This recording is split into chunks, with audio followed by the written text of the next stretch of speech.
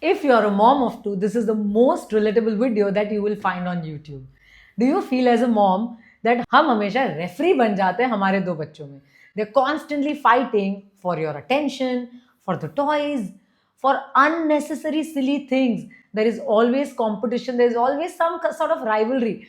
And you are wondering why can't they just love each other, be in peace, and have a happy environment in the house?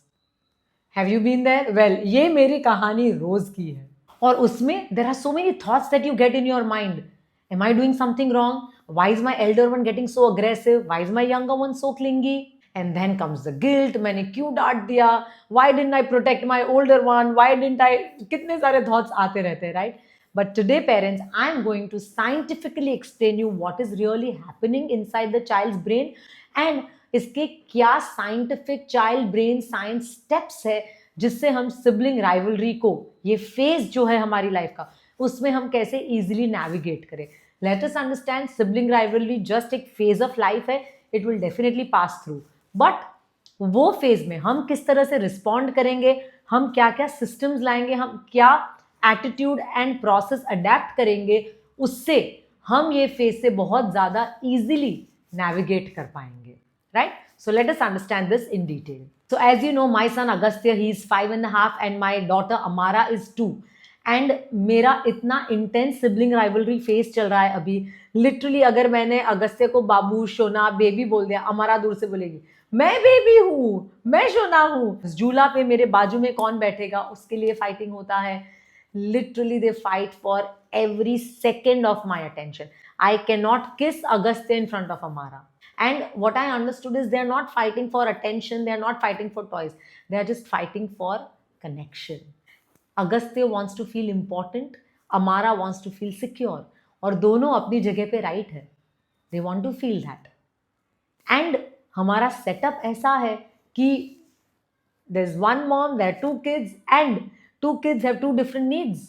But माँ तो एक ही है. What can we really do? So let us understand the signature SMG style sibling rivalry rules. Number 1, name the feeling. Agastya जब भी jealous feel होता है, we label it. Agastya, you are feeling jealous right now.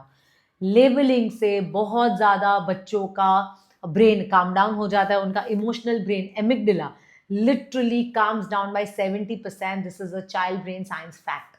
So always try to label the emotion so that kids will actually, kind of calm down on their own. And हमें बिल्कुल भी उन पे चिल्लाना है, stop fighting, तुम क्या कर रहे हो, it is your fault, you don't get it, इतना ही तो कर रही हो, don't do all that. बच्चा और trigger. Step number 2, very very important, I spend separate time with each child.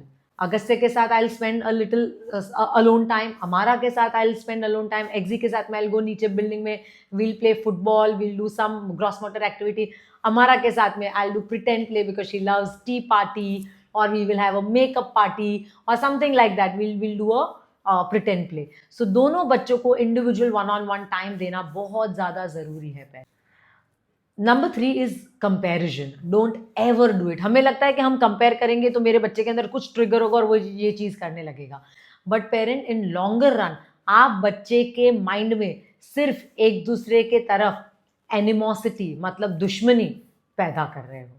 कभी भी कंपेयर मत करो. Both the children are amazing the way they are.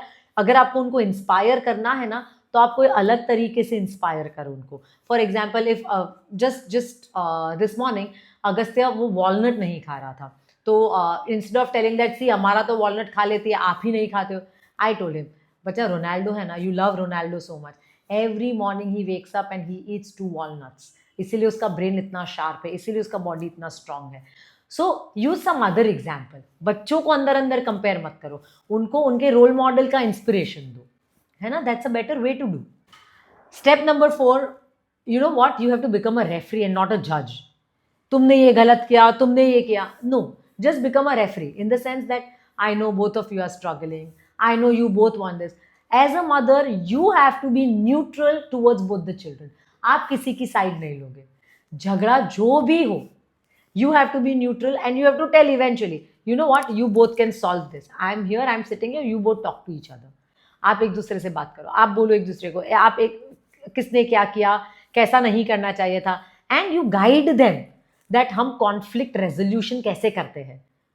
ये बात थी, आपने ऐसा किया, मुझे ऐसा फील हुआ, आपको ऐसा नहीं करना चाहिए था, सॉरी बोलना है, फॉरगिव करना है.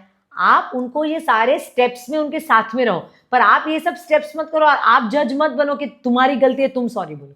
Let them do it on their own. और आप ना ऐसे 10-20 टाइम्स अगर बच्चे के आप रेफरी बनोगे ना, आप उनको एक दूसरे के साथ कॉन्फ्लिक्ट रेजोल्यूशन में हेल्प करोगे ना, पेरेंट्स देखना 21st टाइम पे बच्चे अंदर अंदर खुद अपना झगड़ा सॉल्व करना स्टार्ट कर लेंगे, and you will be out of the scene and you will feel so blessed that thank God मैंने ये घर पे स्टार्ट किया कि बच्चों ने अंदर अंदर खुद सीख लिया. ये स्टेप नंबर 5 मेरे लिए सबसे इंपॉर्टेंट स्टेप है, is build family culture. Shared meal times. हम मील टाइम पे क्या करते हैं, हम इवनिंग्स में क्या करते हैं, हमारा मॉर्निंग रिदम कैसा है, हमारा बेड टाइम रूटीन कैसा है, हम गेम्स क्या खेलते हैं, हम घर में कैसा एकदम लाइट चिल एनवायरनमेंट रखते हैं. ये सारी चीज़ें हमें बहुत ज़्यादा स्ट्रांगली एक दूसरे के साथ में शेयर करनी है एंड एवरीडे प्रैक्टिस करनी है. बिकॉज घर का एनवायरनमेंट कल्चर जितना स्ट्रांग होगा उतना बच्चे को घर पे और एक दूसरे के तरफ बिलोंगिंगनेस बढ़ेगा.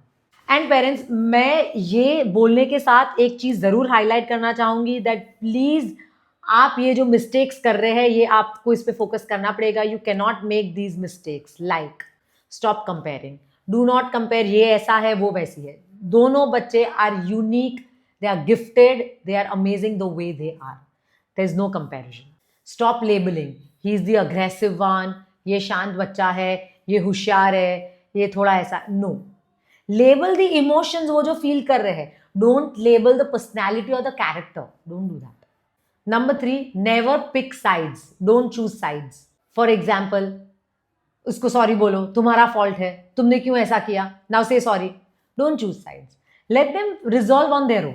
पॉइंट नंबर 4 इज हमें ना उनका बॉन्डिंग कभी फोर्स नहीं करना चाहिए. अभी हक के अभी हग करो, एक दूसरे को सॉरी बोलो, अभी के अभी हाथ पकड़ो. Don't do all that. Let it be organic. जितना ऑर्गेनिक होगा उतना अंदर से आएगा, उतना लॉन्ग लास्टिंग होगा. अगर ये सारे स्टेप्स करोगे ना, लाइक कंपैरिजन, लाइक लेबलिंग, उससे ना उनकी राइवलरी और डीपन होगी.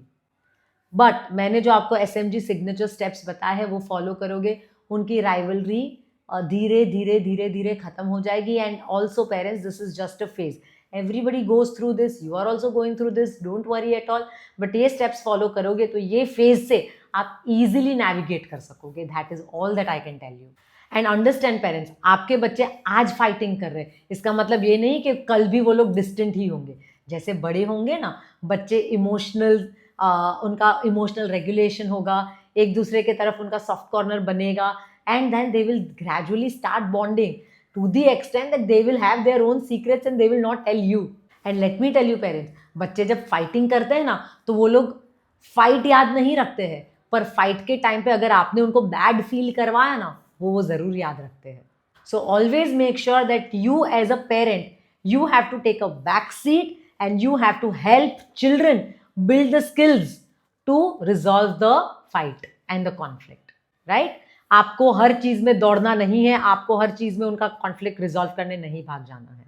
Is that clear, parents? Okay, if you think this has helped you and you think some mom needs to listen to this, please share this video with them and please like the video.